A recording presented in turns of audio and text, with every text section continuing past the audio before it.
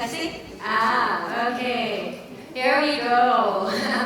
Alright, welcome everybody. Welcome to the panel on innovations and hotel sustainability. I know there are 3 great sessions happening all at the same time, but you've chosen the right one because we have an exceptional lineup of speakers today. We have industry leaders, we have tech innovators, sustainability specialists. So you're right, yeah, you won't regret your choice. And then I'm Jasline. I'm from Greenview. I'm a manager at Greenview, so we're a consultancy that specializes working with hospitality, tourism companies. And today, really, I'm very glad to be here with you to moderate this session. It's my first GSTC conference and also first time moderating. They had a lot of faith in me, so I will try not to let them down. Yeah. So what I've been doing, thank you. So what I've been doing for the past 6 years of my life is really working very closely with hotel companies, big and small, to look at how do we navigate this complex sustainability landscape. How do we come up with practical, actionable sustainability action strategies?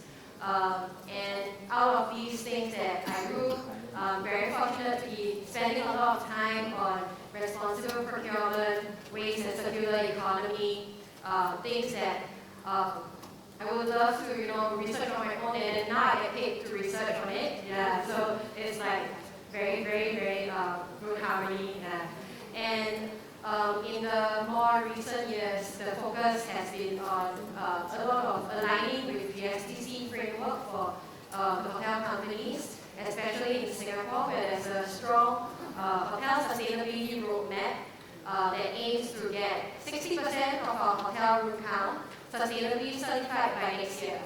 And I know the last we spoke to SPP, it was around 40% already. Maybe it's even higher right now. Yeah. So to give you a quick rundown of how this panel will go, is that I'll give a short introduction to the topic, and then thereafter the panelists will share their presentations. I will introduce them right before their presentation so that you remember, still fresh in memory. And then afterwards, there will be a Q&A. You can already start submitting your questions to Slido. I think there will be a QR code later where you can scan and just input your questions. So without further ado, introducing the topic, innovation. What do you have in mind when you decided to come here? Is it, when you think about innovation, people think about technology, usually. So in hotels, maybe it's things like smartphone-enabled room check-in. Or maybe it's things like the heating and cooling of this room. Is it maybe occupancy sensors or things that are connected to IoT or Internet of Things so that you can optimize in real time? Or maybe it's things like waste zapping machines like biodigesters or even valorizers. Yeah, this is just to name a few. There are a lot of tech innovations out there. But this is half the solution to our sustainability, the big sustainability, not issue, but how to say, yeah, it's just half of the equation. The other half of the equation is actually the things that are software, not the hardware. The things that are how do you create cultural shift, how do you rethink your processes, your policies, and really why is there a need for these 2 components? Because sustainability requirements for a hotel right now is very different from back maybe 1 decade ago. You used to be able to compartmentalize sustainability maybe with the engineering department. For engineers, they always get, because they handle energy and water, so they have to, take it on. But now it's or maybe you think it's once in a year you do ad hoc CSR activity, right? But that's no longer enough. It's increasingly complex. it requires you to rethink how do you approach it holistically across your entire operations and sometimes even supply chain. So that means all that culture shift, you need those software to support a lasting change. And I would like to share one example. So I work on single-use plastics a lot. Started when I was helping a particular client to identify all of the eco alternatives for every single piece of single-use plastic they could find on their property. Yeah, then eventually that led to looking at the whole of industry for global tourism plastics initiative. What are the things that we should prioritize? Because there's 1,001 single-use plastic items, right? And how do we measure and communicate that plastic footprint in a meaningful way? So taking an example from single-use plastic bottled water, very glad you're not seeing any of that today. So the expectation now today is that you don't see any of this plastic bottled water, but previously it was unthinkable that you would not give your guests complimentary plastic bottles.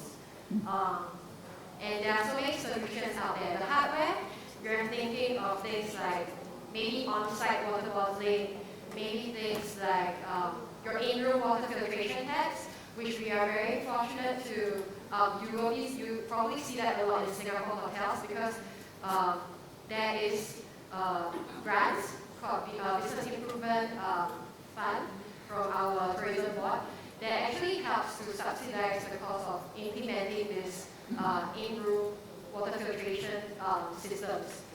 And yeah, these solutions, they are usually very expensive and there are a lot of things to consider.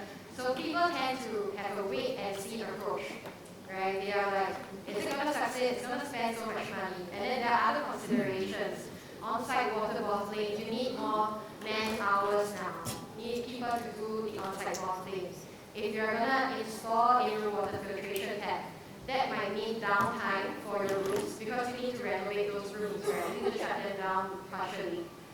So a lot of different considerations, and people tend to, as a first option, they look at convenient, easy solutions, things that we are more familiar with. So this is talking about, it's still kind of like a bottle, but maybe we change the packaging to something that has been marketed as sustainable. Bioplastic, Tetra Packs, a lot of different options coming out from your vendors nowadays. But the thing is, these sustainability claims might not hold true if, let's say, you don't have the right waste infrastructure at your location, you don't have composting facilities, or there's no specialized Tetra Pak recycling facilities. They still go to the dump, like your landfill, they still go to your incineration. So then, what is the solution? There is a need for staff training, there's a need for awareness. So this is the soft stuff, right? There's a need for a change in that approach. And then finally, I was speaking to a client yesterday. They managed to do the in-room water filtration. But then even so, they now have to, they are getting guests who are telling them, hey, you know what, we don't trust your in-room water filtration system. Can you give us plastic bottles? Then I was like, no, that's very upsetting, right? Because you've got all these solutions in place already. And then I told him, maybe, it's about communication. Maybe is there a way creatively or help them, convince them that it's actually safe to drink? Is it the messaging? Yeah, he said that I was very idealistic. You know what? It was maybe, that's the reality of the world.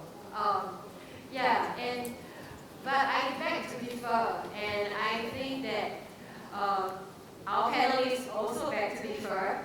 And they will be sharing a lot of examples. I'm just sharing one single-use plastic bottle example, but there's so much more to share like from the perspective of like destination resort, like luxury hotel chain, and also from the perspective for like food waste, like innovators have. So without further ado, we'll kickstart this session. Ladies and gentlemen, please give a warm round of applause for our panelists.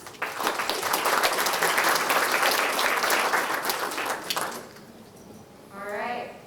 And first up, we have Jen with us. She is the Assistant Director of Sustainability at Resorts World Sentosa, with over a decade of experience spanning the private, public, as well as non-profit sectors. So since transitioning to corporate sustainability in 2017, she has been driving management strategies that push for innovative and collaborative approaches towards a sustainable future, a cause that she is deeply passionate about. So the floor is yours.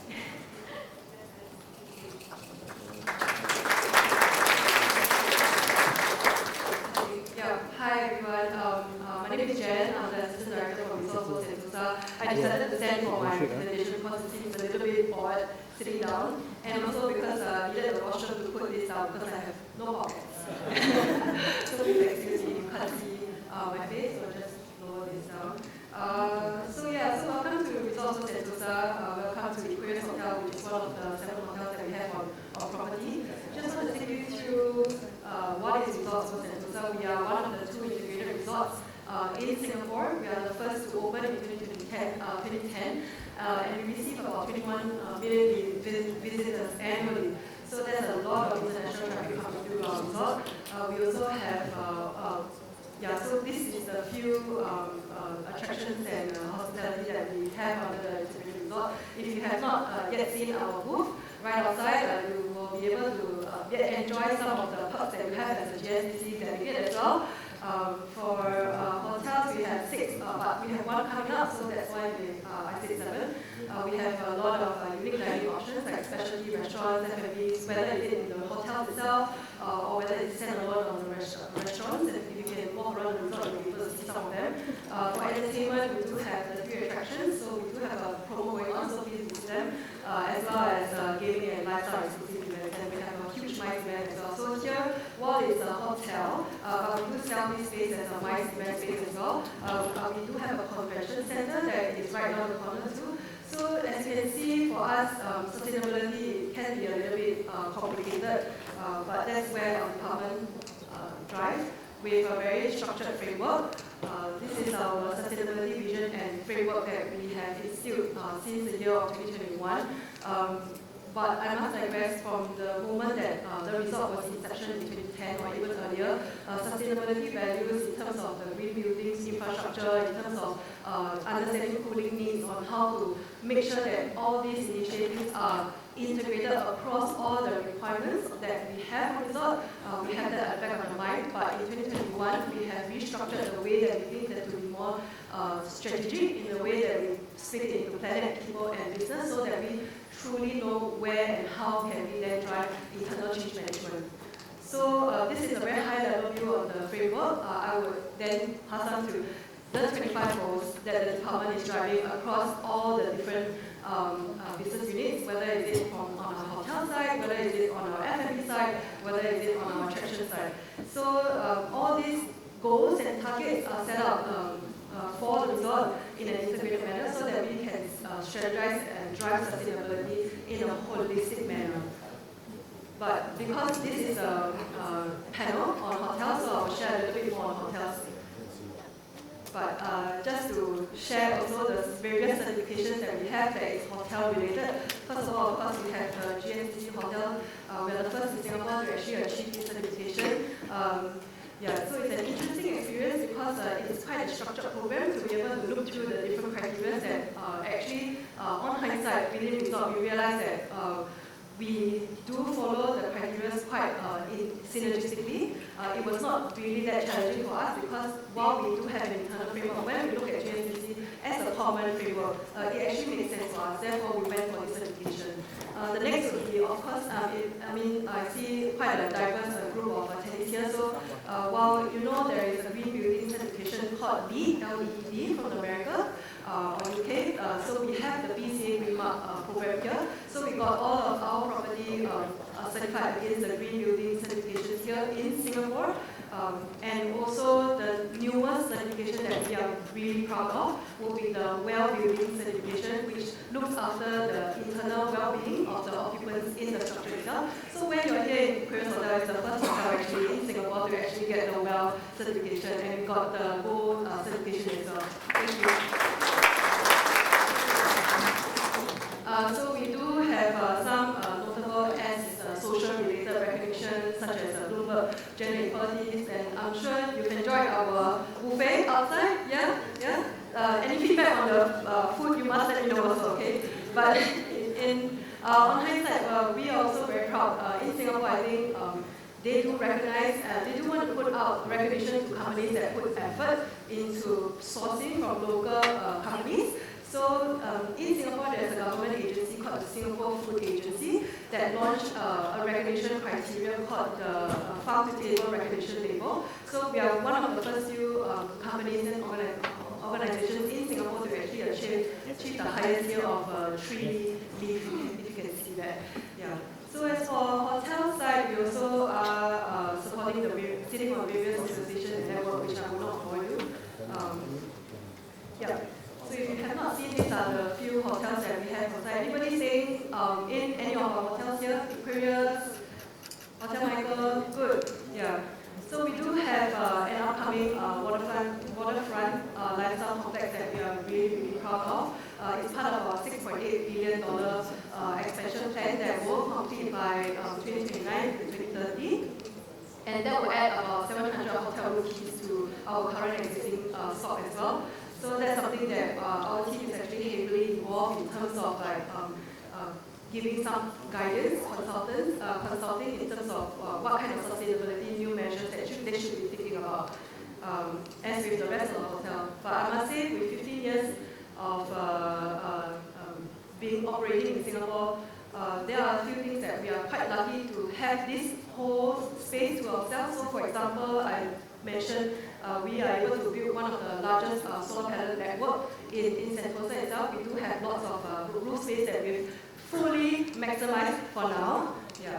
So if you guys are heading towards Universal Studios Singapore, most of our solar panels are there as well. So yeah. So if you're taking the ride on Revenge of Mummy, you will know that on top of Revenge of Mummy is our first solar panel there. We are very proud that amidst the expansion plan, we are actually undertaking some renovation in terms of all of our hotels. So if you have walked past Hotel Aura, we just refurbished it last year, and we are really proud to achieve one of the most stringent green building certification for Singapore, which is a super low energy certification. So that means that we have actually adjusted the AHU's FCUs to be able to meet this criteria. And I must say, I must give kudos to the team as well that while this is an old building that we built 15 years ago with the existing HVAC, FCU, AHU, and we are actually able to work with very closely with an energy efficiency vendor to be able to match the kind of energy efficiency that is required by this certification without too much of an investment into renovating and redoing the whole HVAC system. So yeah, so that's something that we are really proud of. We also have on site food digesters, food grinders to be able to cater for all the food waste that we have from all of our hotels, our F&B establishments, as well as our MICE events. So one more thing about what I'm personally very proud of, because I think for a hotel building itself, it can generate quite a high energy cooling. It will require high cooling needs, but because we are residing in quite a sprawling piece of land within Singapore, within Sentosa, so that's where we are able to build actually our own district cooling plant underground. So we actually have two. We have completed our second one that is in preparation to meet the cooling needs of the 700 new room keys that's happening coming up in 2029. So if you are coming to our tour on Saturday, you'll be able to have a look-see into one of our district cooling plants. So you'll be able to see how we actually manage the cooling system for not only within the hotel, but within the whole across resort. Yeah. So the next one will be hardware. So I think Jasline also mentioned like the innovations of hardware, where that we can do. All these small signages that we do share with our guests that's coming to stay with us in the hotel. So we do feature social enterprises goods in our common spaces, especially in Hotel Aura. We work with local brands. My housekeeping team actually have a list of local enterprises that they do review and see whether it does match with the hotel brand standards to be able to put into the hotel rooms. These are small linen cards that we actually use recycled bamboo chopsticks to use to produce. We have corals, as you know, and we have like small messaging around the spaces to make you feel welcome and make you feel like we are doing something for sustainability. Because, to be honest, I do want to put a quote that I often refer to from Maya Angelou. So she said something that resonates with me. People don't usually know, don't remember what you say. People don't remember what you do, but people remember how you make them feel. And all these small touches within the hotel room itself, I think that's something that we do want to strive towards, to be able to enable our guests to take away the feeling of sustainability, while at the same time for us, within the resort, we do the heavy lifting. We do have a framework in mind, a framework at the back to be able to drive all these sustainability measures. But frankly speaking, who will read a 100-page report, right? Right. So all our visitors are only here for about 1, 2, 3 days maximum. So it's the way that you make them feel from all these soft touches of the innovation that we think that is also very equally important. So yeah, so this is the end of my sharing, so thank you very much.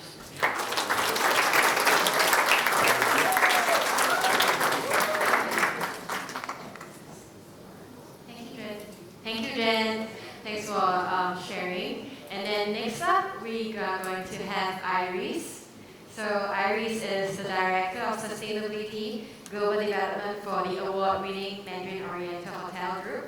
And with over 10 years of experience as a global food and beverage specialist, Iris leverages her expertise to drive the company's sustainability agenda and create win-win solutions, from responsible procurement and waste reduction to decarbonizing the value chain. She takes a collaborative approach in leading day-to-day function of the group's sustainability department, working with motivated colleagues and stakeholders worldwide. Let us welcome Iris.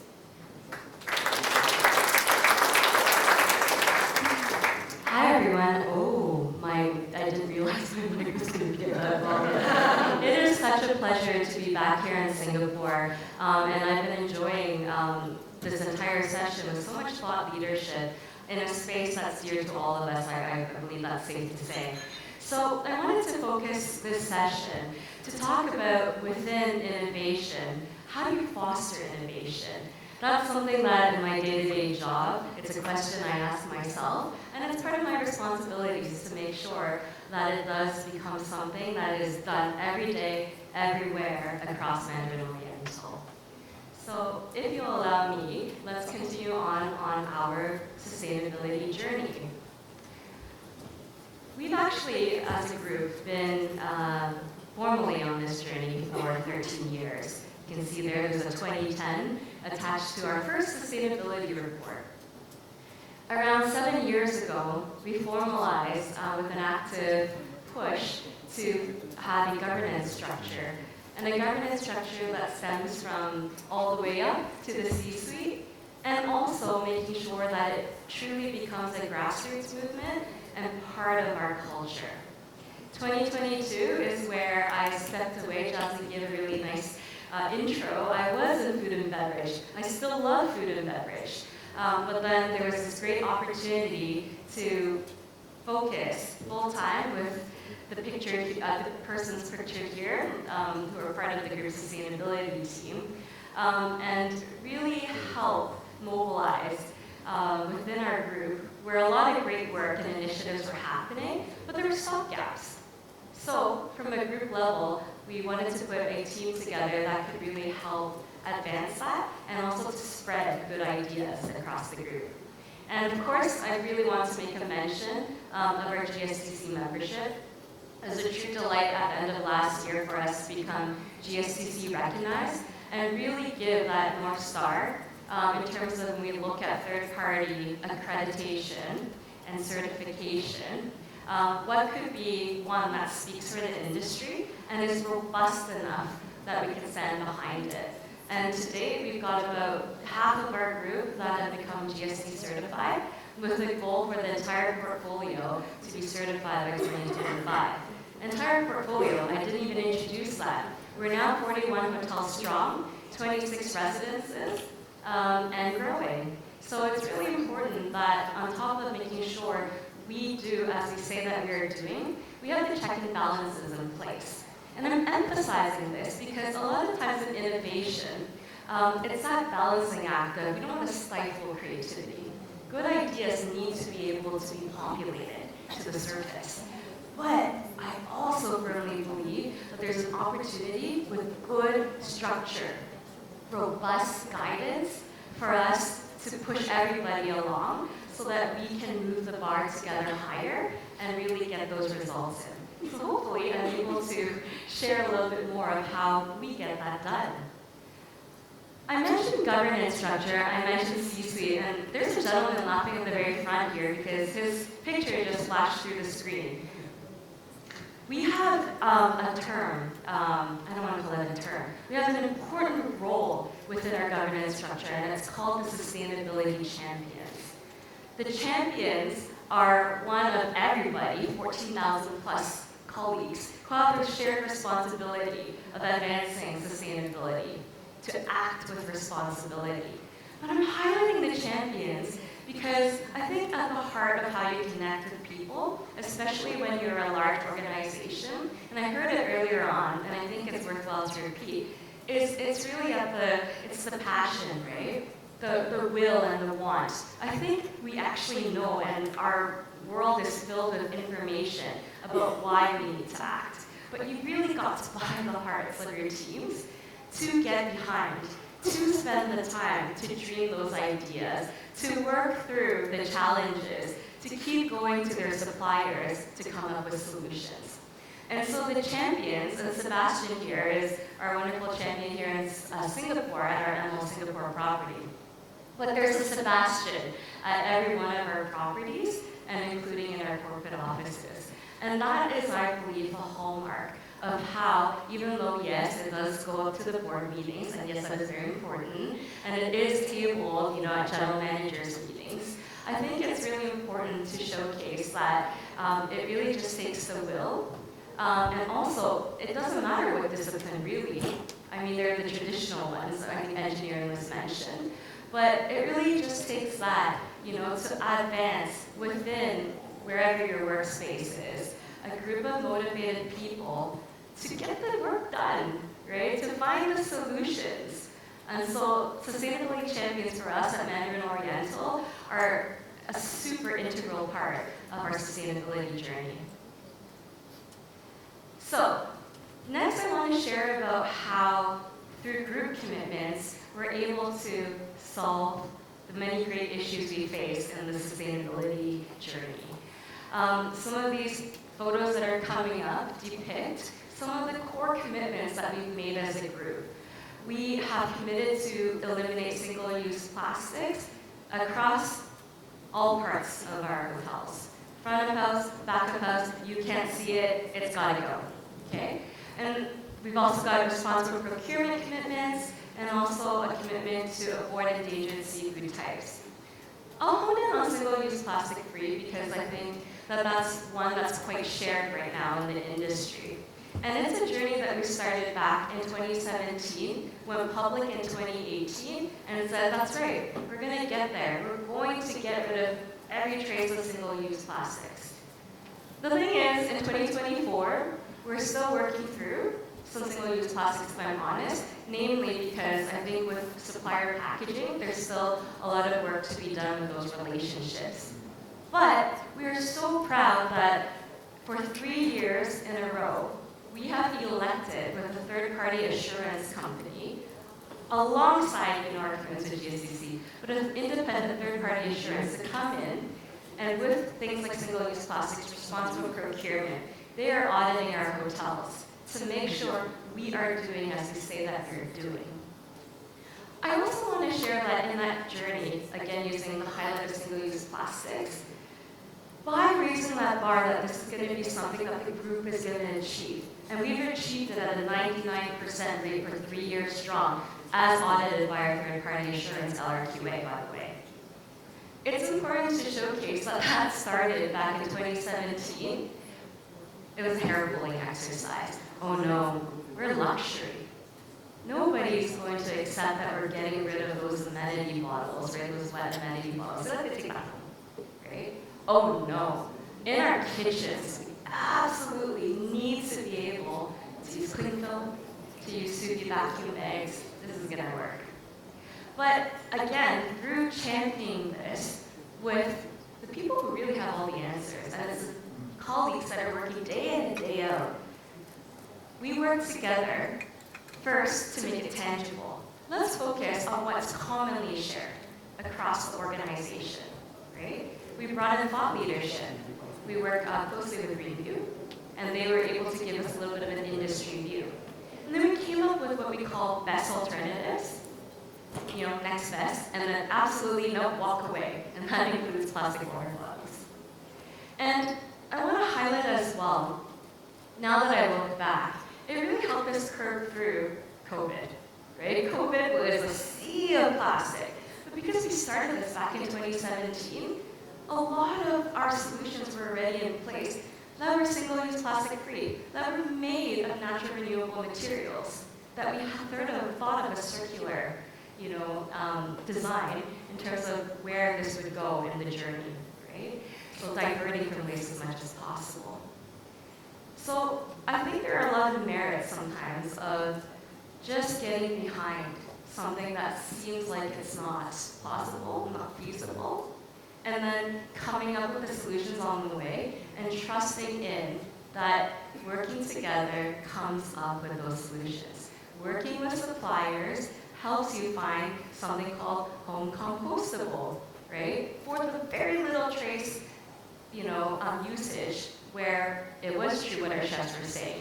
If you do sous vide cooking, if you put anything else, you're not going to get and achieve that same cooking perfection all the way across. So we were able to work with the supplier, get it to the right number of microns, and understanding that this wasn't going to leave trace residues in the environment. So I'm going to move on to talk about collaborating with like-minded partners. I ended that last session talking about suppliers. And it's such a privilege to be sitting next to actually one of the latest great collaborators that we have across the group, Winnow. So Marc and I had the pleasure of meeting each other maybe 8 years ago, and then the world happened. Then I moved into the space. He continued to innovate, worked with this thing called AI. He's going to talk about that more. It's amazing. And now we are in a place where we're full confidence behind, as a group, that we should be implementing Winnow across each one of our hotel properties. Even though, I have to say, it's not like we weren't doing something and that we aren't continuing to do something about food waste. We are. We sort it, we divert it, right? We repurpose it. I'll talk about that a little bit more. But there's something about keeping open-minded about solutions and then trusting in the like-minded people that you meet along the way, right? You're going to hear from him. He's a truly incredible, engaging guy, right? But that's how it stuck about 8 years ago, so that when there was an opportunity for us to put a proof of concept into place, it made sense to me that if we were going to test this, I wanted to test with a company that we could really talk to, right? Understood us and didn't treat us like a cookie cutter. Because Mandarin Oriental is not a cookie cutter operator, right? We're unique. We've got a lot of great talents across the group that, especially in the culinary world, really have a view of how they're handling things. So it takes finding people that understand that, right, and are able to be modular with you, I believe, that really help us come up with really great solutions together. I'll hop off of that. He's going to go through the proof of concept that gave us the confidence to make this a group rollout. there's quite a bit here, but I'm just going to pull up here. You see those tubes, they look like test tubes. That's another supplier that we're currently working with. I shouldn't call them a supplier, I think I want to call them a partner. And what they're doing there, Virtue, is they've come up with, it's Naked Energy, and this solar thermal heating tubes, which we've now placed 120 of these rods at the rooftop of our flagship in London, in Hyde Park, is very promising to us. Very promising in the sense by having these 120 tubes on the rooftop, cutting edge technology, we're able to heat all 180 of our guest rooms for the whole of the season.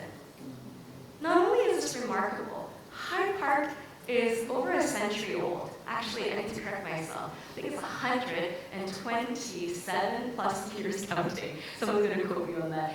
It's over 100 something years old, right? The point is, it's especially interesting from a refurb perspective and being able to make an enhancement like this. Because I think more and more as we look at development, I think we're starting to realize there is a lot of opportunity, and it also makes sense from an embodied carbon perspective to really focus on taking care of existing buildings and giving them the upgrades that they need.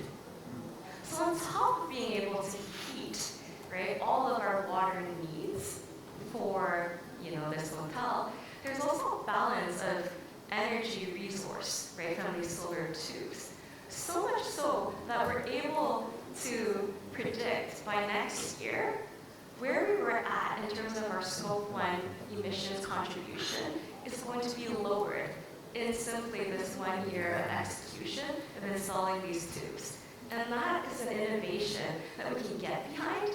And once again, a proof of concept, right?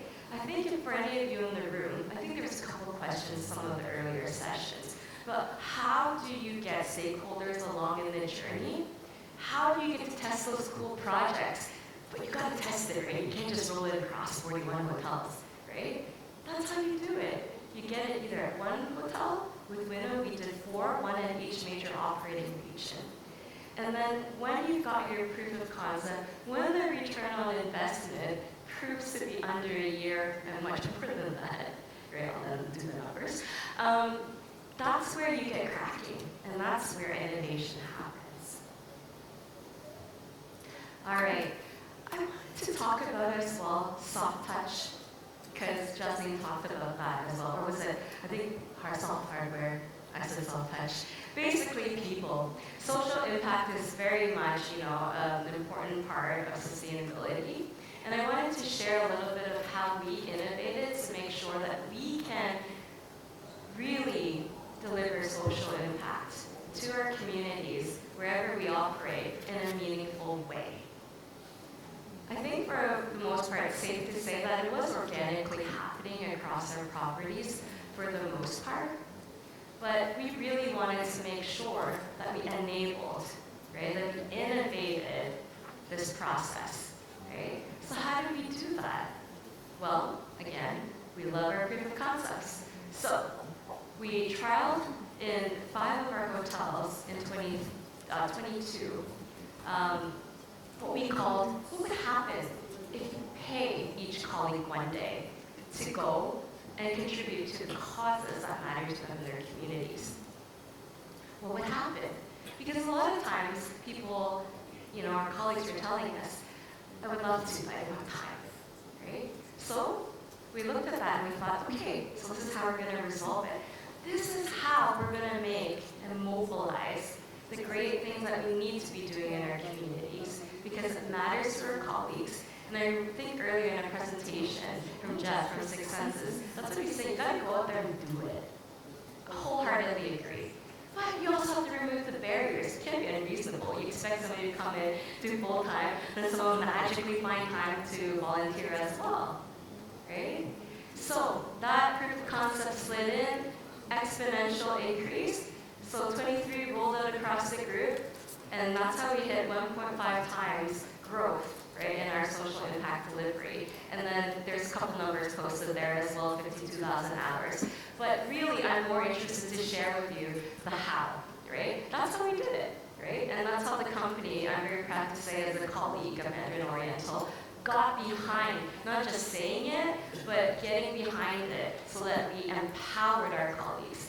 And it's safe to say that this is one of those causes on our sustainability balance scorecard. Yes, we do have those so that people do reach their goals with sustainability each year. I do believe it's sincerely one of the ones that resonates the most with our colleagues. You see some samples of the pictures, but just incredible stories. And it is incredible. There's one example from Milan where they're literally going to the formerly incarcerated, working at the Bellata prison, there to give hope for people who have gone trouble along the way, but taking the opportunity to go there and upskilling them, so that when they have the opportunity to come back and reintegrate in society, they're able to have a fighting chance. And I believe that's something, when we say hospitality, it's something to get behind. I also wanted to share, we talked about how food waste is something within the waste streams that we're really pinpointing to make a huge difference. I think that it's important that we do. We know the stats on that, 8 to 10% of global greenhouse gas emissions. It's alarming. Aside from the commitments that we already had in place, playing with some tech, Winnow and artificial intelligence, we've also found ways with any residual food waste that does come about to really find creative ways. We've made beer, here highlighted here in Amber in Hong Kong. Amber is one of our Green Michelin-starred restaurants from an incredible chef named Chef Richard Ekibis. If you have the chance to come through Hong Kong, I hope you'll pop by and you'd be happy, him and his team, to show you around. But it's so cool that you're able to take bread waste, sometimes from trimmings, right? Or just something left off from the end of the day, and then make it into something that's enjoyable. And you can't get this bottle anymore. It just flies off. Every batch just flies off the shelves, right? So here's just a sampling of how, even with any waste, and food waste especially, get creative, innovate. It doesn't have to get to landfill. And the goal of ours is that 0% end up at landfill. Finally, I wanted to touch upon, and I feel very privileged because there's a lot of innovation happening within our group. I've highlighted one example here, which is called the Circularity Lab. That's happening, that has been introduced at our resort in Canada. And here what they've done is they've put together a lot of great ideas that do exist across our group: in-house water filtration, right? In terms of waste, recollecting it, repurposing it. But they've made it into a whole journey that colleagues get along with, as well as guests who are visiting the property to come in and see what they're doing with the waste that's been collected off the beaches, right? That might have come off of some of the products and goods that we're using. And really become a part of, as I say, the biggest goal is making sure it doesn't just go to landfill. And Canada is one where there's a big reason, big purpose to ensure that that doesn't happen. Because it's not equipped for this kind of, large waste coming through and then shipping it off to some landfill that doesn't exist, right? It literally needs to be shipped off. So it's important that we have this example to test pilot, and then it will be something that I believe we will have an opportunity to roll out in all of our resorts. I think Jasline is telling me that we're just about there. So I'll end with, and don't forget, with all the great things you are doing with your teams and innovations along the way, every milestone, celebrate those successes. It's important. A lot of heart, effort, and soul go into these solutions. So take the time and spend that with your teams so that they know that it is being well recognized. Thank you, Iris. Thank you for the fantastic introduction. Next up we have So Marc is the CEO and founder of Winnow, a company that is transforming food waste management in the hospitality industry. With more than a decade of experience, Marc has developed AI tools that help kitchens worldwide become more profitable and sustainable by cutting food waste by half. That's a true game changer there. So let us welcome Marc to share his experience and insights. Thank you very much. Thank you. All right. So first of all, just a real pleasure to be here, and it's been really humbling to follow what our two great organizations doing. Really fantastic things. What I'm going to talk about a little bit here is I'm just going to talk about, first of all, the issue of food waste.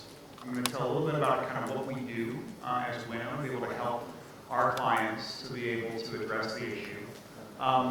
It's kind of cool to actually make it real and talk about what actually happens in these kitchens. Give a little bit of a case study, and then we can zoom out on Winnow and sort of where we are and where we're going. So I just want to start by just talking about the fact that we're at a tipping point in the food system. You know, there's a number of challenges that we have. The food system is, in many ways, I have a huge amount of respect for it. It feeds billions of people every single day. At the same time, for decades since the Green Revolution, we have expanded the food system with really one goal in mind, which is maximizing production, right? But in doing that, there are parts of the food system that are no longer sustainable. You know, food is actually, in our agricultural practices, account for about 70% of global water withdrawals.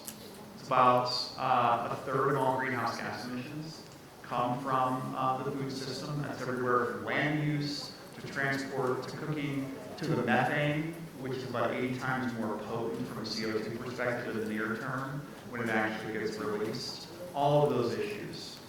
And on top of that, a third of all food is wasted, right? So when I first learned about this statistic about 13 years ago, to really step back and say that a third of every single calorie that we grow ends up actually getting thrown away was shocking. When I began to actually put an environmental impact, about 10% of global greenhouse gas emissions, and an economic impact, over $1 trillion a year that we throw away, I decided to really leave what I was doing and build a business that began to address it, right? So Winnow is a technology that makes it super easy to understand and prevent food waste. Our main product, Vision AI, is effectively a kind of a simple camera over a bin that gives you real-time data on what's being thrown away. Quite simply, what you do in the latest iteration of what we have is you throw the food away. The system will have a small scale that sits underneath the bin. There's a change in weight so we can know how much is being thrown away. Our system will take a photograph of what it was. And then we train computer vision models all over the world in thousands of kitchens to identify what that product is to over 1,000 categories. That means we're going to know that if you threw away some tomatoes, and it was a kilo of tomatoes, it probably cost you a certain amount. Or that if you threw away some salmon, unfortunately, which we see sometimes, that it's actually a lot more expensive and put a sort of cost and carbon impact on that.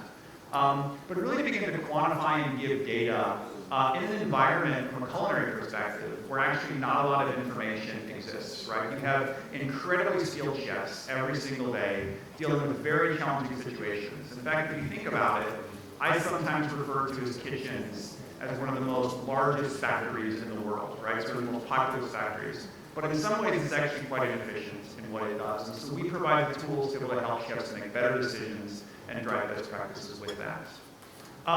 We then take that information and we share it back to our clients and the chefs. We give them a bunch of data. The first thing we give them is we give them benchmark reporting. And if you literally, yesterday when you walk into your kitchen, here's how much was thrown away, and here's what it was. Here's how much it cost you, here's the root cause of that. We give access to be able to actually see what's being thrown away visually. There's this story in London that I used to hear from a lot of chefs. I think it was Marc that was known for walking into a kitchen, taking the bin, and turning it upside down and dumping it on the floor, and begin asking people what was being thrown away and why. Which sounds like a pretty extreme way to be able to make a point, and certainly you made a point with that. With that, you get all the data that you need to be able to understand that without having to turn the bin over. And then what we do is we also provide what we call sort of waste intelligence. So all of that data rolls up into our platforms for our large corporate clients like Mandarin and others to be able to understand how waste is actually happening across their operations, benchmarking performance, digging into what the opportunities are. When they make changes in procurement, how does that drive waste, be able to drive that down, okay? So that's kind of how the technology works and what we do. Question is what actually happens, right? We did some work, I'm going to talk about Mandarin in a second, but we did some work with Hilton, another client of ours. And Hilton wanted to sort of talk about breakfast. Breakfast is that sort of universal thing that happens at every single hotel, right? Every hotel we've got that. And the problem with breakfast is they're often run by buffets, which you do because you have to serve a lot of people in a very short period of time, right? We need to be able to find them and run them in a better way. So we ran a program called sort of the Green Breakfast. And in doing that, you can identify a number of things that you can do differently. And some of these things seem very simple, but when they add up to a total, they actually become very big numbers. So the first thing that we do when we go into hotels, we really help them make the right amount of food at the right amount of time, right? Having food that goes into meetings and events, to buffets, even sometimes the mise en place that will actually sit behind the kitchen, or sort of behind the front of the house to prepare that. If you're overproducing food, often you're going to have to throw that food away at the end of service. So just by giving visibility to what's being overproduced, giving chefs better information about how much they need to produce each day, we can actually begin to cut that waste down. And just in this very simple example, right, you're talking about taking the weekly waste of sort of 8 kilos of scrambled eggs, driving that down to 4.5 kilograms, doing things like batch cooking, smaller portions are on display, and then live cooking stations at sort of peak times. So pragmatic things they can do to be able to address that. Beyond the production area, what I'm really excited about that we're doing now is really getting into maximizing the yield on products that are coming through. This is actually a picture of a zero-waste chef that we've just partnered with, a guy named Wojtek Bay, who runs a thing called the Surplus Food Kitchen, or the Zero-Waste Kitchen. And this is 31 different things that you can do with a watermelon, right? This isn't just pickled watermelon rinds that you might put on a bar. These are actually really interesting culinary ingredients that you can put into recipes that can inspire delicious dishes that you can serve to your guests. And they're not even going to know that it was something that otherwise might have been destined to the bin. We really shouldn't call it waste if it's actually just food that we're actually putting into there. And I love the story that Iris talks about, sort of in terms of the culinary innovations that her exceptionally talented group of chefs do to sort of bring that to life. And I think both this is about sort of driving down waste in a very real way, but the thing that I love about this is this excites chefs. You can see the light in their eyes when you start talking to them about how you're going to maximize and come up with creative dishes that you can bring to guests. The last thing that's a challenge is we all know that sometimes we go to a buffet and we put too much on our plates. My in-laws unfortunately recreate the buffet on the table sometimes when they sit down. Even though I'm in the food waste business, I don't know why they do that. Maybe it's just a bit of a power play, I don't know. But we sort of worked with a number of hotels, and just in this example, by analyzing what's coming back from plates, what we were able to do is, we had a little bit of signage that talked about sort of, please eat what you take. But actually, the real power was understanding what people weren't eating. And if you saw trends in what people weren't eating, you actually began to rethink how you presented the food to the customers in the first place. One of them was changing the size of the pastries they had. Another of them was changing some of the serving spoons that they were giving guests. Little small nudges that they don't notice that totaled up to a 55% reduction in actually what was coming back from plates at the end. And that both sort of saved the hotel money, it was a better thing for the environment, but frankly, I personally believe that a clean plate is a happy plate, and that's what we should all be aiming for. So to kind of scale that up with Hilton, right, we did this across 13 hotels. We did a 62% reduction in food waste, about 400,000 meals no longer going to the bin, right? Talk a little bit about the work that we're doing with Mandarin Oriental. Frankly, over time, I've really become to be a fan what they do. Yes. You know, we did work with them across 4 hotels, and if I can be honest with you, our team was a little bit more nervous about this proof of concept than it was otherwise, because we're going and we're talking to people who are at the top of their game, right? And we have to have conversations with these chefs who are very proud of what they do about adopting small practices to reduce food waste. But by partnering with them, first of all, spending a lot of time listening about what's important to them, but then playing back information and examples and having little small things that you tweak to be able to drive it down, and showing the power of measurement as a tool to be able to drive change, where it will demonstrate a 36% reduction in food waste across the 4 properties. And as Iris talked about, we're now in the process of rolling Winnow out to all 41 properties around the world. And I think what this demonstrates is this is not something in food waste prevention. You know, the first groups to actually adopt this were kind of the big brands of hotels, kind of in the mainstream hotels. What we often hear from luxury is, you know, that's nice, but actually we have really high demands of guest experiences. And what Mandarin and Oriental is doing is they're proving that you can drive down waste, meet the highest expectations of your clients, and actually have that be a win-win at the same time. So when you put in Winnow, what it means economically is we save 1 to 8% of the food costs in minimizing overproduction of spoilers. There's another point to 2.5 points in yield management. And I'm talking about the economics of this because you're going to do this because it's something that's the right thing to do. But you're going to invest in this because it's actually going to deliver a positive return on investment. And so we have people to demonstrate to the customers that we work with. What I'll close with is really, really proud to say that this is something that's working in a lot of places. We work in over 85 countries around the world. This is actually a little bit outdated. We're in over 3,000 kitchens today worldwide who we work with. And the number that we care about most is how much food waste we're preventing. The great thing about that is that actually is how much money we're saving our clients. There's like no trade-off between the two, right? Today our clients are actually saving over $70 million a year in food costs. And it's our ambition by the end of the decade to grow that to $1 billion of food waste being prevented. So thanks for the time. Hope we look forward to some of the questions. Thank you for fantastic insights. All right, now we are ready for Q&A. I see a lot of questions streaming in. We have 15 minutes to address them. Let's not waste any time. Okay, so first question. First question.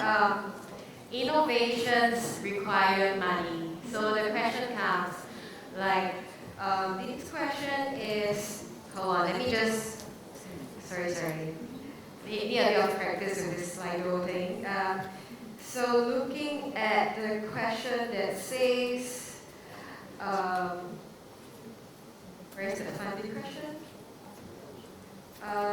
Okay, from Anonymous actually. It says RWS has done a great job, and they know how much of that funding actually comes from like government grants or versus like business investment. I'm going to broaden up that question. Okay, we're going to talk about at the early stages of innovation, like who should we pay? We have owners, we have operators, we have the tech innovators, but it's still early stage. We don't know whether it will succeed yet. So who should we pay? I'll open this up to all 3 panelists, and whoever is ready to take the question can go first. Since the question is addressed to RWS, maybe I can take it first. So for us, we take it as a business investment. We actually look into, we price it into our CAPEX when we're doing budgeting. This is why the strategy and the roadmaps and the targets are very important, so that when the different business units are sitting together and looking at what needs to be spent, they do have sustainability targets in the back of their mind, and therefore that's when they will put aside CAPEX to be able to invest into it. That said, I must say, I'm not sure whether my SEC colleagues are here, I think they are, but there is a lot of strong push in Singapore to recommend and to encourage various organizations to take up the grants and funding. Yeah. All right, thank you, Jen. Who's next? Okay, I would say quite similar in the sense of, I think you have to normalize it, you know, as part of just how you approach business decisions. So yes, having it a part of the CAPEX process is integral. and finding ways that you can articulate, that the reasons why, right, or substantiate. I'm just thinking of our approach in terms of a lot of our energy reduction projects. Sort of how we fuel that is by making sure on a regular basis, for us it's every 3 years, our hotels are getting energy audits conducted, right, by trusted sources. And then that really helps when you take the fact that you're looking at solar panels, the fact that you're looking at, just retrofits that you need to be making, right? I think that that's a very measured way. But it's not dissimilar to how you advance, just projects in general, right? So I think it's a lot about just thinking through your business plan and not making it so much a sustainability project, but rather this is good for business. I guess the thing that I would add is that, proving and having a good return on investment, specifically what we do within food waste, has always been in the DNA. But I think maybe an insight I can provide is we've really had to get sharp on how we demonstrate that to our clients. And it was surprising to me when I first sort of got into this. It's like, so we reduce food waste. Here's all the pictures. Here's a picture of a whole bunch of salmon in the bin before, and now there's not that much, right? Of course, we're saving money. But of course, what the key finance person needs to do, and if you're trying to get buy-in at the board level to really do this at scale, you've got to make that bulletproof. And we have a methodology, which we call our sort of food cost analysis, that will go in, we'll look at what our customers are purchasing, we'll understand how that's changed over time, driven by food waste reduction, to make sure that our customers are really clear to understand the savings. Once they understand the savings and those savings feel validated, it's a 2 to 10x ROI in the first year. So for food waste, it's a no-brainer. But I would say the challenge where I see a lot of organizations stuck on food waste is actually proving to their finance team that those savings are real and that they exist in their P&L. So if anyone wants to chat about that afterwards, I'd be happy to discuss it. Thank you. Thank you for sharing. Then I have the next question. So after we talk about the cost issues, then now it's getting stakeholder buy-in. I see a few questions that are related to getting stakeholder buy-in. So the first one from Alistair, I hope I pronounced it correctly. Has the panelists managed to get out of project status to build SOPs into standard practices? I think that's kind of getting stakeholder buy-in to formalize your sustainability initiatives. And then the other point from Nina, how do you incentivize sustainability champions to keep going? So it's actually tied to the broader topic of how do you get stakeholder buy-in, and then how do you make things happen, like not just as a pilot, but eventually not just as a fleeting initiative, but eventually something that's standard practice. So I would like to direct that question to Iris. Yeah, but if any other panelists would like to share further thoughts, you can add on as well. Okay, I'll start with the sustainability champion question. Great question. Honestly, a great question, because I think that what we're discovering, right, is very right so, right? It's not right to say just passion fuels, everything alone. There is a livelihood about having jobs, right? Needing to perform deliverables, right? So that's where the formalization, I think, really helped kick it into another gear, right? Mind you, by the way, it's not just one champion. The champion is helping a structure within each property of ours, right? So there's a team of people, so you're not alone in this. I don't know if that came across clearly at the start. But I did also want to peg that that's where having solid governance, right, which we have through our sustainability balanced scorecard process, right, that ties in goals, right, and performance, basically like bonus performance is pegged to the deliverance of those goals, right? And I think that that formalization helps I think, reward those efforts a little bit more. Especially if you probably noted that a lot of the champions are not formally focused in a sustainability department.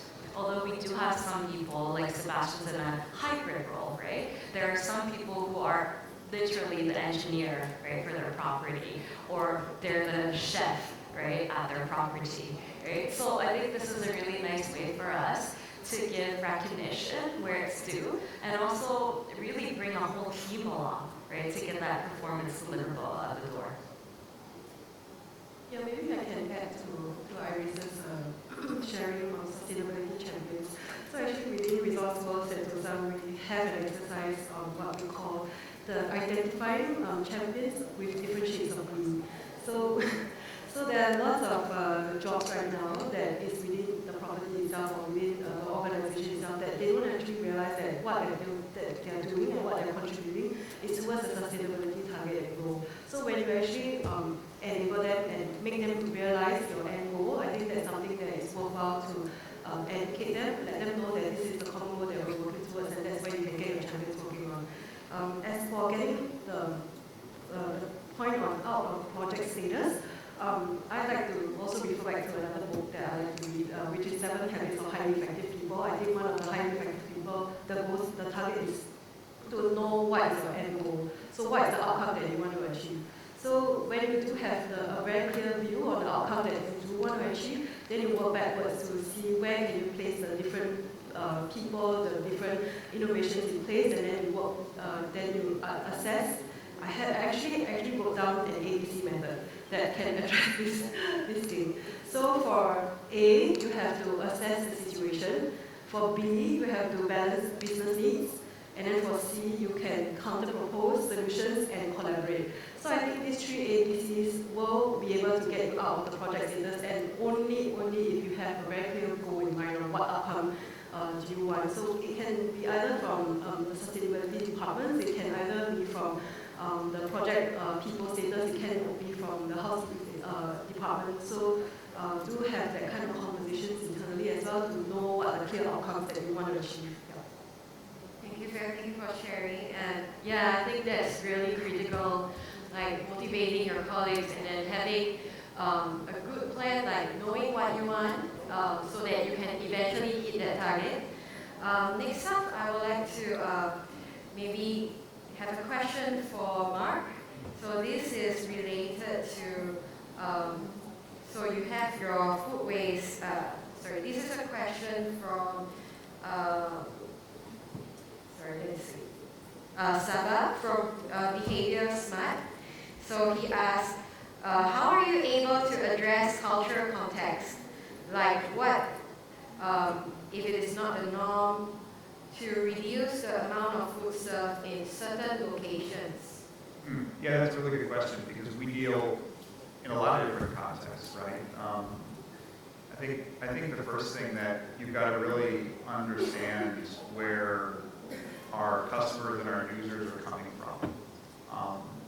Hospitality is about wanting people to feel very welcome when you come into the property, wanting to have a real, incredible experience, right? And have something where you're giving to people that are coming in your door because they're guests in your building. And in environments like Oriental, it's very strong. As well as world.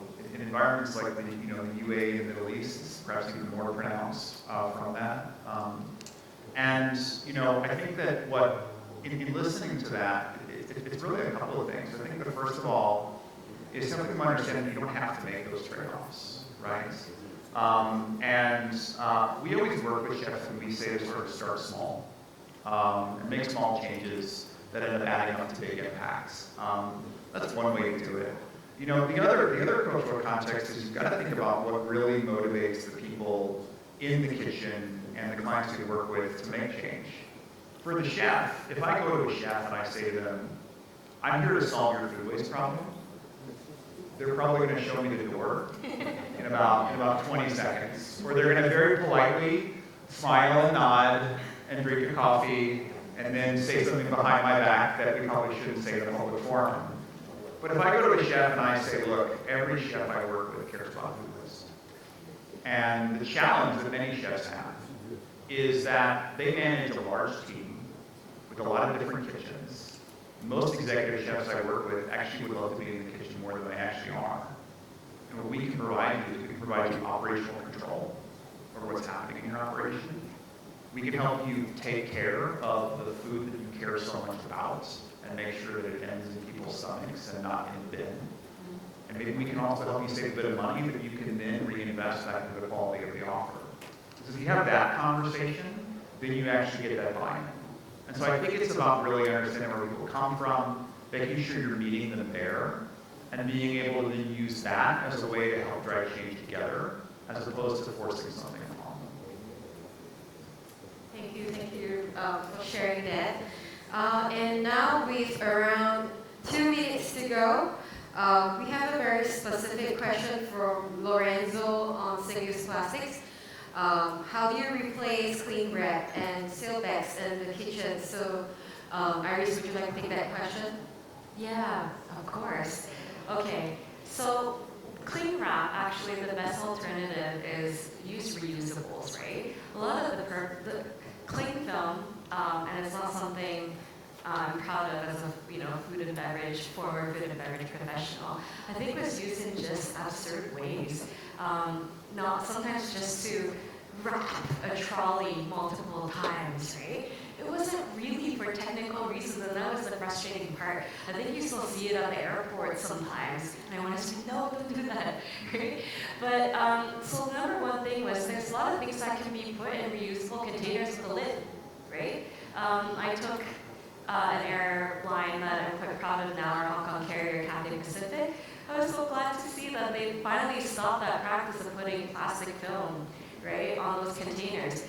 They just put lids, right? So that's the best alternative. But for the times where we do need it, and for the many great reasons, where we're doing our culinary arts, and it's needed, right, to maintain or help with the cooking process, we spec what is called certified home compostable. It is, I'm not gonna lie, it's a much more, there's a premium on that, right? In terms of that and virgin plastic wrap that we all know, right? But that's the whole point. We know plastic is cheap and plentiful, right? But because of the work of understanding that a lot of things can be displaced by using reusables, that usage went down by a lot. So the minimal use that you would need it, right? This very high grade, it is a bioplastic, which we generally have a zero policy for, but that very high grade with respect, work with supplier to be, no trace toxins, that's what we permit when it is used in our hotels. Same for vacuum bags. Alright. We're at 3:15, but I think just any final thoughts and comments, like what advice would you like to give to your peers if they're trying to drive sustainability innovations at their own organizations? So maybe we can go from Marc and Iris and Jen. Like, any last final comments or suggestions you want to share? If you're not measuring food waste, you're leaving money on the table.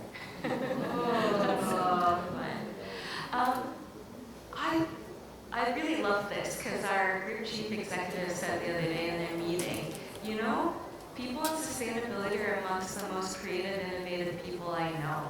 And I was like, I love that. And that's what I want to populate here. Thank you, Iris and Jen. Yeah, actually for the party words, I wanted to save the ABC formula to the party words, but I shall reiterate again. Yeah, for any innovations, I think first to get the right people on board. Second is to do the ABCs, to assess your current situation. B is to balance business needs. I think at this juncture, you have to understand that sustainability is a long journey. It doesn't happen overnight, so be patient and the fruits will bear, your seeds of sustainability will bear fruit. And C would be to counter propose solutions if you encounter any obstacle, or even to look into how then you can collaborate and unlock all these problems for the other business units that you're working for. So I hope this helps to close off. Yeah. Thank you. Thanks for sharing the ABCs of innovation. So we didn't manage to cover all the questions, but you know what? They're still going to be hanging around, so you can catch So thank you very much to everyone for participating in this panel. And of course, thank you, Marc, thank you, Iris.